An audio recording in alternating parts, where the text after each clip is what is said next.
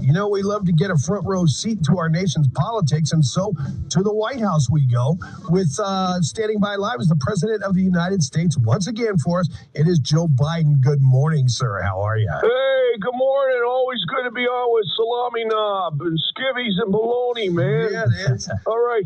Let's get this interview started, man. I'm still a little out of it from springing forward with the daylight savings bank. Good time, yeah. I lost so much sleep over the weekend, I could only take a 4-hour nap yesterday, Jack. I feel you. But let's begin. It seems like positive and negative reviews of your State of the Union speech last week came down along party lines pretty much. How do you think you did with your speech? Oh, it was amazing. Yeah, I haven't addressed that many people since I called into Hunter's business meetings on speakerphone, man. Come on, man. I'll bet. Yeah, it's probably true. No, really. I think I did a fantastic job. I wasn't nervous at all. Definitely not as nervous as a White House sign language interpreter. Right? That's a tough job, man. Yeah, I would imagine. Trying to follow me around when I go off prompter. But seriously, I got a lot of help from people, especially my son Hunter. Oh, really? Yeah, it's amazing what a little rehearsal and a handful of crushed up amphetamines in your Raisin Bran can do for you. Oh, man. It does. Seriously, I was on a roll, Jack. I was so amped up out there, I almost had my eyes open. Good for you. No, nobody's ever seen that before. Right. And the press, oh, God, love them. They gave me some great reviews, too, pal. I have one right here. One said, quote, Biden looked almost lifelike, like an angry zombie who was hungry for brains. Yeah, that's a nice review there, yeah. No, you had a protester interpret your State of the Union speech as well as your speech during a rally in Georgia recently.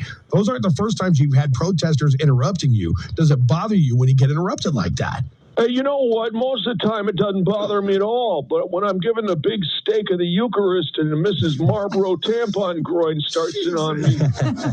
Oh, yeah, I think you mean Marjorie Taylor Greene, right? Yeah, that's what I said. But boy, she started in on me, man. I know my Jilly got so mad, she almost went right over and started pimp slapping the crap out of her. I don't think the First Lady'd ever do that. Come on.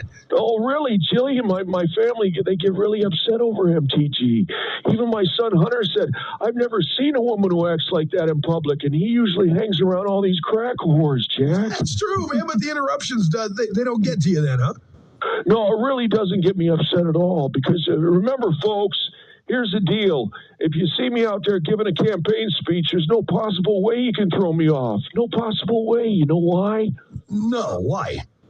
I pop out my miracle ears right before I get on stage, and I can't hear a friggin' word you guys are saying, man. Pretty smart, man. I can't hear you. Yeah, hey, well, finally, after your speech, you said you regretted calling a migrant illegal. Instead, you should have used the word undocumented. Why did you make that distinction, sir? They aren't breaking the law, after all. They are. Look, folks, I had to voice my regret. If I didn't, my approval rating would be dropping below my yam bag by next week, man. Yeah, I don't need that visual, though. Come on. Hey, look, folks, I'm just glad I had the presence of mind to stay on script, because God knows it could have been a lot worse than calling him illegal.